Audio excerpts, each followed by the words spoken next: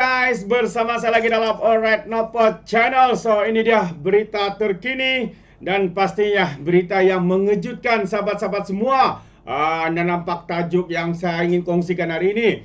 Tikam belakang, nampaknya ada sudah cubaan ya untuk menikam belakang kepada kerajaan perpaduan hari ini, khususnya di PRK di Kuala Kubu Baharu, sahabat-sahabat semua. Dan dikatakan individu itu adalah bekas pemimpin, bekas pemimpin dalam Pakatan Harapan. Jadi mari kita ikuti kenyataan ini sahabat-sahabat semua. Tapi sebelum itu jangan lupa juga untuk terus support Alright Nopot Channel dengan cara tekan butang subscribe, like dan share. So mari kita ikuti berita gempak hari ini.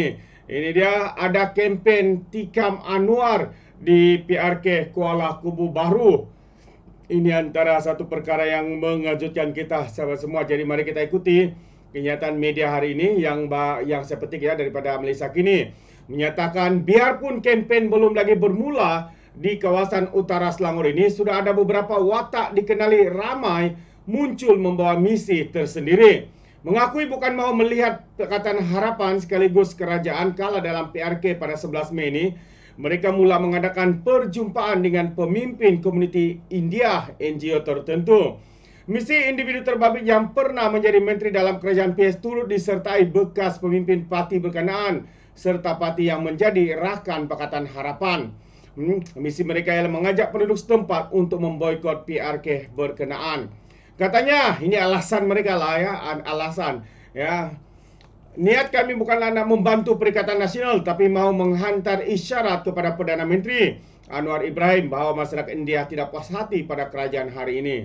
Ini kenyataan mereka lah, tapi sebenarnya masyarakat mana yang tidak diberikan tumpuan oleh Perdana Menteri kita hari ini? India, China, Kadazan, Iban yang ada di Sabah dan Sarawak, ya, tidak terkecuali yang diutamakan kaum Melayu dan sebagainya, tetapi mereka masih menggunakan menjual nama rakyat katanya, yaitu masyarakat India yang tidak berpuas hati. Yang tidak puas hati itu sepastinya mereka ya yang mahu memboikot, yang mau menikam kerajaan hari ini.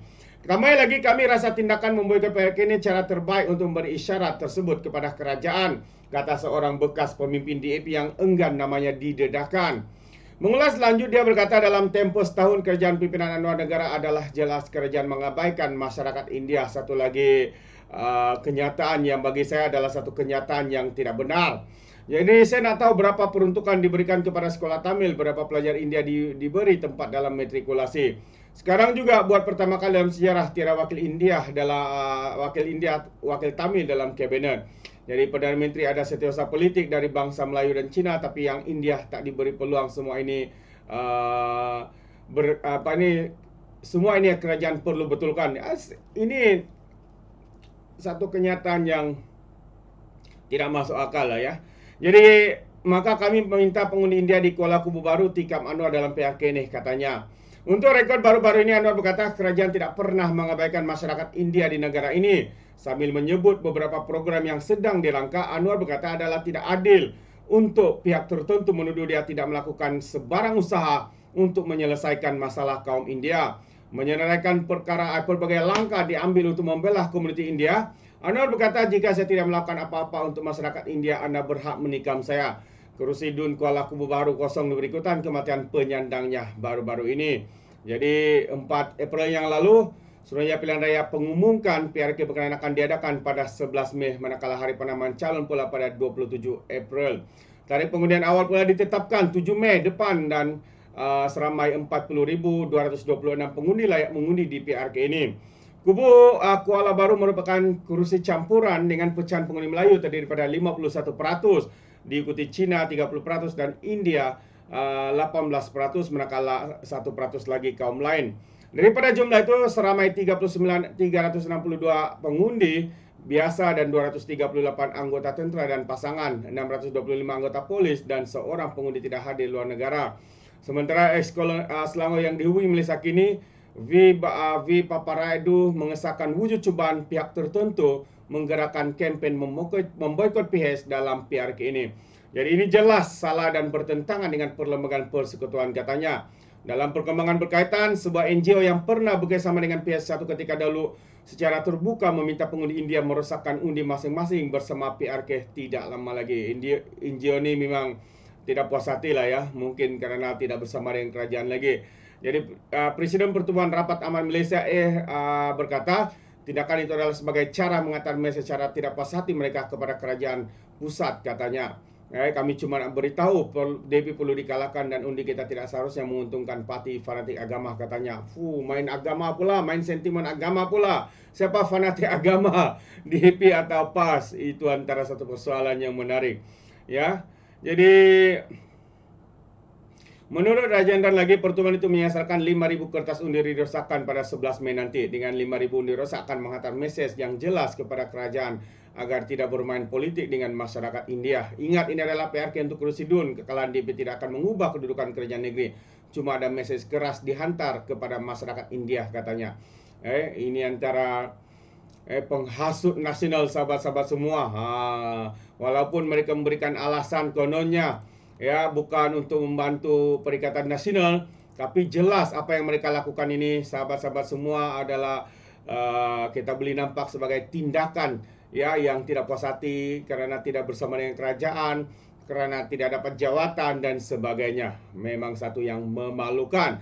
Manakala PSM dan juga Parti Muda mengatakan mungkin ya mereka meletakkan calon di Kuala Kubu Baru, itu antara kenyataan daripada PSM ya, kerjasama Parti Sosial Malaysia, itu PSM dengan Ikatan Demokrati Malaysia Muda ya, mungkin menyaksikan mereka meletakkan calon untuk cuba merampas kursi kubu Kuala Baru pada 11 Mei ini.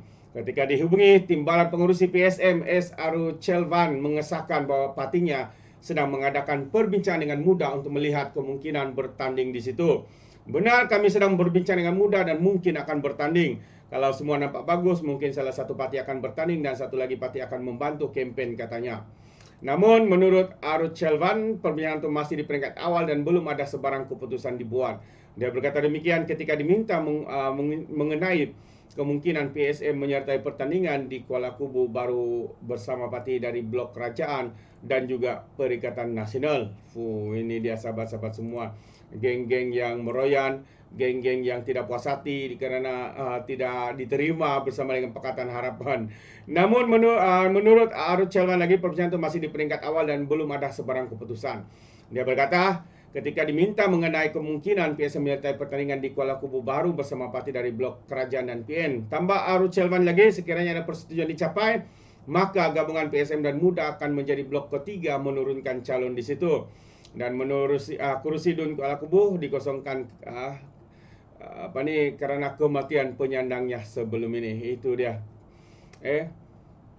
Jadi apa komen anda sahabat-sahabat semua berkaitan dengan perkara ini? Anda boleh berikan di dalam ruangan komen. Jadi terima kasih. Izinkan saya untuk mengundurkan diri dan seperti biasa peribahasa mengatakan tepapun kangkap 2 ton keinginan. Dalam bahasa Melayunya, tepuk dada, tanya selera. Sekian daripada Orang Nampak Channel. Kita berjumpa lagi. Bye-bye.